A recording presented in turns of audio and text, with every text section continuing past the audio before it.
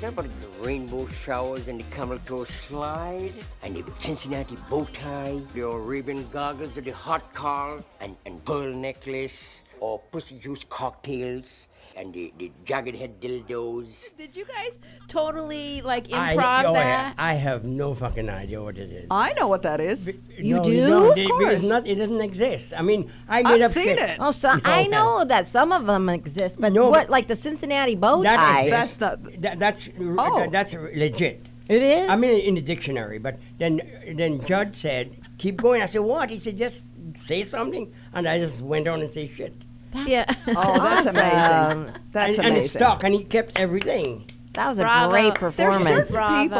on that. There's certain people for some reason who are just funnier when they swear, like Tony Cox, Bad Santa. That guy is a I Christian. love that He's a shit. wonderful, wonderful guy, but in real life, mild-mannered, Me sweet too. Christian guy, right? Yeah. But so funny when he swears. There's something about you swearing that's Yeah. just extra funny. Well, somebody told me, said, I think it's Judd, he said, you say fuck better than anybody I know. It's true. It's true. I don't want It's it a true. compliment now. It's true. And to be known as a go fuck a goat guy. I know. People Because are when saying, Michael, "Does he go fuck a goat?" when Michael came in, the owner of the station, when he came in and he met Jerry, he's like, "Oh, it's the go fuck a goat guy." It's like, wow. Wow. It's that's right a- up there with Frankly, my dear, I don't give a damn. Right. You had a very good start to your career because I read that you were one of the first comics on the Merv Griffin show. Yes. Yeah. And when I did the Merv Griffin show, it's a very strange thing that I was the first, I still think I'm the first comic as a first timer to open a show. And the producer said, well, I'm okay, ready. I said, where's my son going to sit? He said, no, your son can't sit in the audience Yeah. because union. I said, well, I'm not doing the show. I told him that, and some comics were there, and they said, Jerry, are you fucking crazy? Yeah, they did. Yeah, they did. They did. By the way, Jerry has the most amazing relationship with his ex-wife. Yeah. You tell these ladies about that. They don't know that. I've been married for over 45 years or whatever. Wow. And we were not married before. We live in Toronto. In Trinidad is my childhood, my sweetheart, high school sweetheart. And she became a nurse. She sent for me. And that's why she's always my number one. And anyway, we lived together in Toronto. And to come to America, we had to be married. And we didn't miss not being married. Our son was 12 years old, and nobody knew, and I didn't want to tell people that we were not married at the last. People say, oh, we thought you were married. I didn't want to do that. So I called my brother downtown. He worked in Toronto. I said, you have a friend that we don't know? He said, yeah, a guy from Jamaica. I said, can you bring him at the City Hall? He said, why? I said, Catherine and I go get married today. He said, what? Is this a joke? I said, no. I got married. My wife went home. I went back to work. And that's how we had to get married. So I came here, and we didn't, we were getting along really well, but then I did something not too good, and we got divorced. And after divorce, our divorce was the most amicable. We went sitting in front of the lawyer. I said, woman, she said, we were laughing, and my son there, she said, are you guys really before I signed papers, are you getting divorced? I said, yeah, that's why That's what our mediation was like, too. It was just super amicable. And then I said, we were going to get some Chinese food after to celebrate. He said, okay. Our divorce cost $250. Wow. That was it. Wow. And we got divorced, came back and lived together again. And then something happened again. Then she moved out about 10 minutes away from where I am. We bought a house. I stay in my house. We bought a house for our son. So we're in a triangle. And my girlfriend is a teacher. She was living next door. Yeah. And we got friendly and all that. She came over, moved in. She and my wife are best friends now. They go shopping together. Oh, that's Wow. adorable. And let me ask and you then this. she cooks. She said, take this for Catherine, half and half. Take this for Catherine. Today Very that nice. happened. That's the way it And should that's be. the way it Yes. should be. And How old were you when you got married? I was, when I got married, well, then I dated Adam for like 6 or 7 years. Oh. And I was like, it's time to get married. Jimmy Kimmel was married at the time and had kids, and Jimmy's a family guy. And Adam, it was like 6, 7 years, and Jimmy's wife everybody was saying to Adam, like, it's time, like, hello, and he just wasn't ready because he just started the second season of The Man Show. So he had women. Yeah. We were at a party and a woman went, this chick went, "Hey, Adam," and she took her whole dress off, and she had nothing on underneath, and she had big tits, and she jumped in the pool. And that's when Adam went on a trip with Dr. Drew, and they did like a tour, and they came back, and Adam broke up with me. And it was because Dr. Drew said, you got to let Lynette go because Adam was, I met him before he was anything, and then he became something. We got engaged because I pushed him into it, and Gina Kimmel, Mrs. Gina Kimmel, pushed him into it. And so he proposed, but then like 2 months later, I walked into the front door. I'll never forget it. I walked into the front door, and he opened up the door, and he started crying. And I said, "What's the problem? What happened? Who died?" And he's like, I can't. I just can't get married. I can't do it. I'm not ready. I can't do it." And he's like, "You're too good of a person. I got to let you go," and blah, blah, blah. I was on the floor. I was crying, hysterical. Wow. I was throwing up. I was miserable. I was like, barely 30. And I said, "Yeah."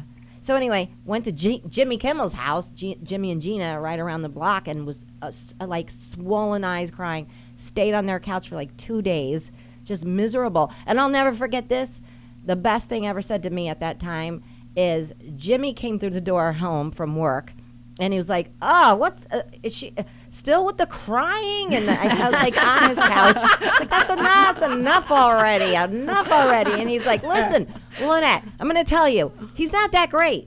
He's just not that great." And when he said that, I was like, you know what? He's fucking right. Yeah. I just pulled my shit back together and went back to work. And then I had to find a place to live. And So we were apart like 9 months. Like, we were broken up. And he dated a model during that time. Just one? Just one. It's conservative. Yeah, she pushed herself on him. But anyway, and dated, and it was a little awkward. I saw her at a Mommy and Me recently. Oh, really? Yeah, it was. Was there a Jamaican guy there? You are the winner.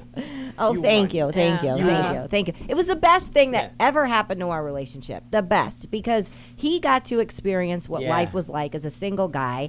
And with fame, yes. Right. And he was in the height. I mean, he had Loveline, he had Man Show. It was perfect time. I was miserable. If you told me that, I wish I had a crystal ball, but I couldn't get out of my own way. And people were setting me up on dates, and I was just not having it. I was so thin and lost weight. And my boss at ABC, I worked at ABC, he loved Comedy Central. He had it on 24/7. And he's like, "Anytime, Lynette, you need to come into the office, that's fine. Just come into my office, close the door, cry." He was great. Wendell Foster, awesome. Came into his office, upset one day. And he's like, we start talking.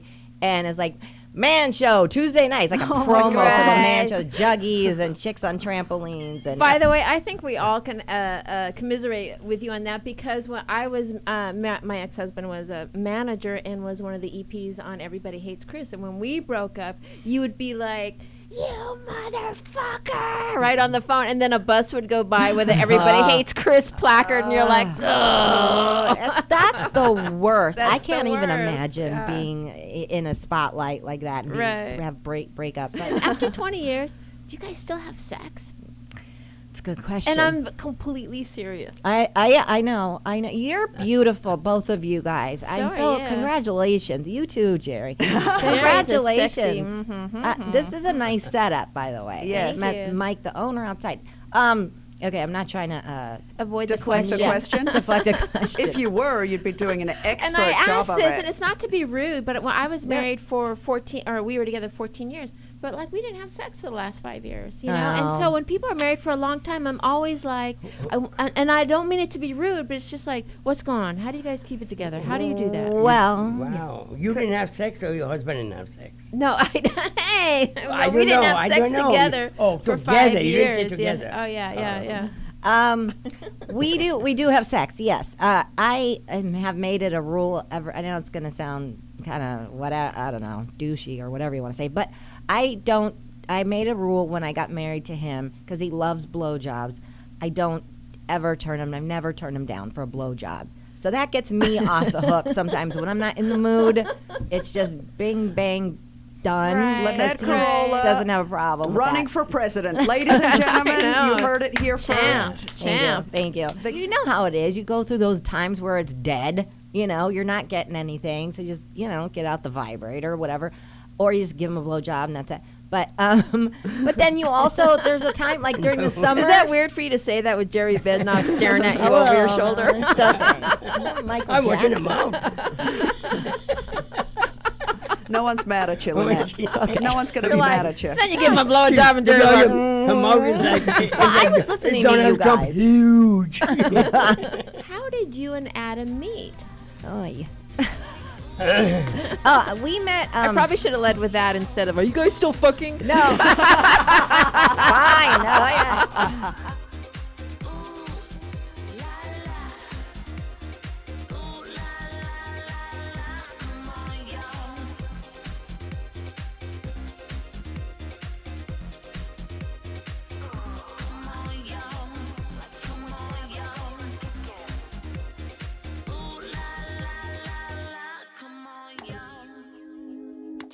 Radio V. Radio in TV. Radio in TV.